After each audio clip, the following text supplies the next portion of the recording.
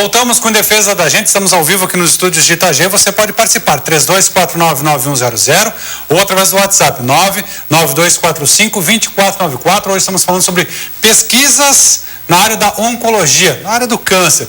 E conosco o pesquisador e oncologista também, Dr. Juliano Borges. Ele, como já disse, estudioso aí, viaja o mundo inteiro e traz essas experiências aqui para o Brasil e, doutor, para Itajaí, isso que é importante, né? É importante a gente trazer a pesquisa porque a gente está falando de medicamentos de ponta, de alta tecnologia, que muitas vezes ainda não chegaram no Brasil e uma parcela, né, de pacientes tem a possibilidade de receber esse tratamento. São tratamentos que a gente não teria essa tecnologia aqui no Brasil e com acesso muito restrito, com pressões financeiras, se fosse importar essa medicação. Nesse ponto que eu queria chegar, doutor, daqui a pouco o pessoal está lá em casa, né, Dona Maria está lá no bairro Cordeiros acompanhando assim, tá, mas aí o doutor está falando num tratamento de câncer por um comprimido, uma pesquisa que vem lá dos Estados Unidos, do outro lado do mundo, eu não tenho condições de pagar isso, doutor, de forma alguma. Como é que acontece? Depender do SUS, a gente sabe que é demorado. Como é que funciona essa questão? Até aqui, a pergunta da Karine também, sobre o tratamento autoimune contra o câncer. Ela gostaria de saber onde ela poderia procurar a informação.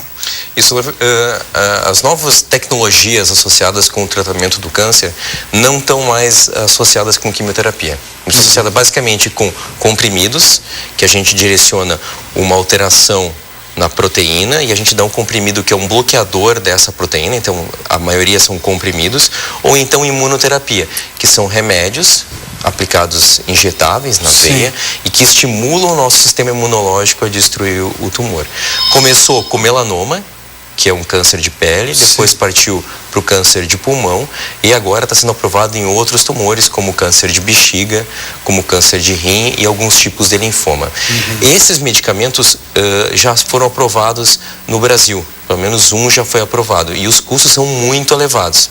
Então, para ter acesso a toda a população, na verdade, uma boa parte seria necessário participar de protocolos de pesquisa, que é a forma de ter acesso gratuito a esses remédios.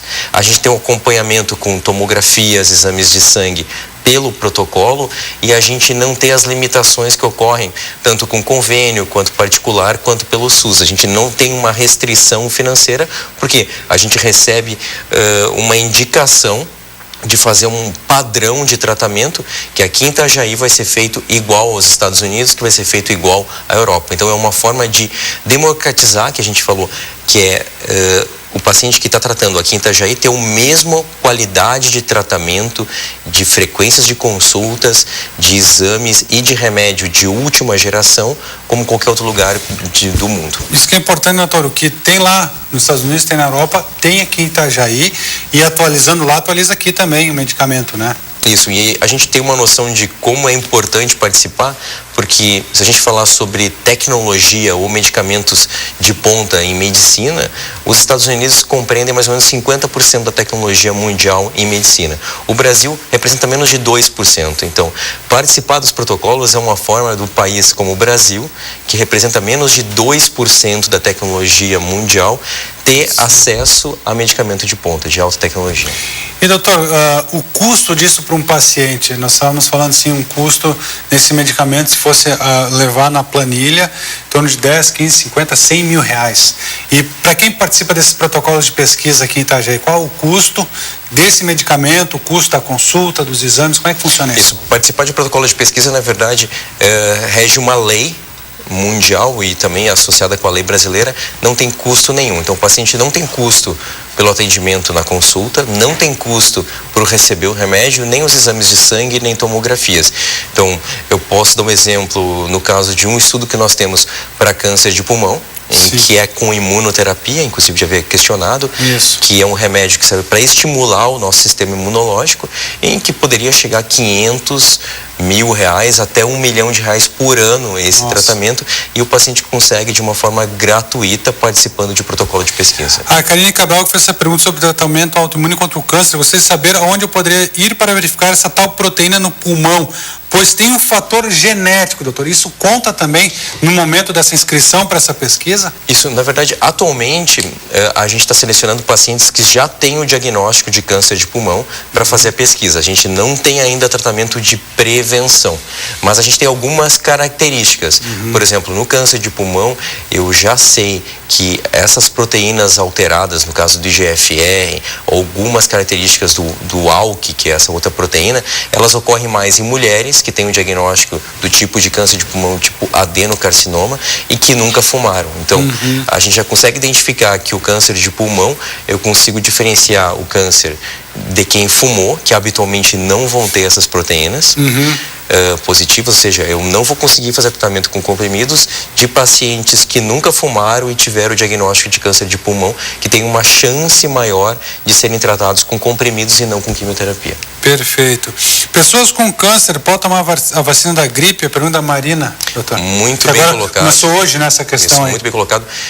Teoricamente, todos os pacientes podem receber a vacina, é claro, exceto se tem alguma alergia à vacina. Mas no caso, como o vírus da vacina é um vírus morto, ele não tem problema de ser recebido em pacientes que estão fazendo quimioterapia. Então, como hoje começou a questão da vacinação da gripe A, essa pessoa que tem o direito à gratuidade devido também ao próprio câncer, ela pode já procurar essa vacina? Pode procurar. É claro que vale a pena pegar a autorização ou encaminhamento do seu médico, porque consegue de uma forma mais fácil fazer a vacina. Claro, com certeza. Gostaria de saber se o fator genético influencia mais do que um estilo de vida não muito saudável, e qual é mais prejudicial nessa questão do câncer? Muito bem colocado. A gente sabe que o principal fator de risco para o câncer, se a gente fosse pegar de forma isolada, seria o cigarro. O cigarro corresponde até 1/3, até 30% dos casos de câncer, mas a gente tem alguns fatores genéticos que são muito fortes.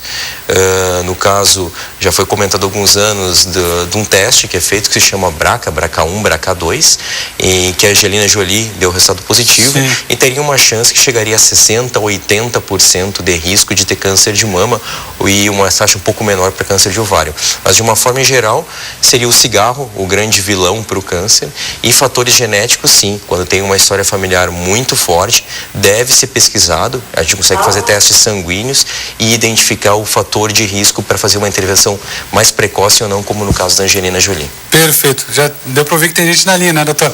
Vamos ao telefone. Alô, boa noite. Boa noite. Quem fala? Ana, do Costa Cavalcante. Pois não, Ana, pode falar. É uma dúvida. O SUS, ele paga o PSA. Sim. Mas não paga o PSA total, só particular. Eu gostaria de saber se tem muita diferença entre um e outro. Isso de uma forma... Também boa noite. Boa noite. Deve ser feito como screening, deve ser feito o PSA total. Se o PSA total tiver alterado, daí sim passaria para o PSA livre. Então, pelo que eu tenho conhecimento, eu acho que consegue-se fazer o PSA total pelo SUS, e daí com o resultado leva para o médico, e o médico vai definir se necessita fazer um novo PSA total e daí quebrar nas frações de PSA livre, que vai ter relação entre o PSA livre e o PSA total, mas a base do acompanhamento é PSA total. Doutor, mais uma perguntinha, claro, não querendo abusar. Não, pode falar. Essa proteína que é encontrada na prevenção do câncer, dá para fazer na prevenção ou antes de aparecer? Do câncer de pulmão? De próstata. Do câncer de próstata. A gente não tem ainda como prevenção fazer o teste dessa proteína, porque ainda a taxa dessa mutação é muito baixa. Então, a gente teria que fazer muitos testes na população para conseguir identificar um caso. Então, em geral, todos os homens, a partir dos 40 anos ou 50 anos, deve ser discutido a prevenção do câncer de próstata, e histórias muito fortes na família, daí sim, deve consultar com um geneticista, que é um médico especialista de prevenção, para sugerir testes genéticos adicionais. Doutor, só uma questão, PSA total e livre, qual é a diferença e por que um e por que outro? Isso, de uma forma geral, a gente solicita na prevenção o PSA total. Se esse PSA total tiver alterado, daí a gente passa para o PSA livre, que vai ter uma correlação entre o aumento do PSA livre com relação, é uma divisão que ocorre, quando sai o resultado, a gente divide o PSA total e o PSA livre e dá uma fração, uma relação entre essa divisão, e isso vai sugerir um aumento, um percentual, uma chance maior de ter câncer de próstata ou não. Então, esse primeiro total é o que vai indicar se faz o livre ou não nessa situação que ela falou do SUS. Isso. Habitualmente se faz o PSA total. Se ele tiver alterado, daí sim partiria para o PSA livre. Perfeito. Nós vamos, o senhor pode ficar mais um pouquinho, doutor, respondendo questões aí do nosso telespectador. A gente vai para o apoio cultural.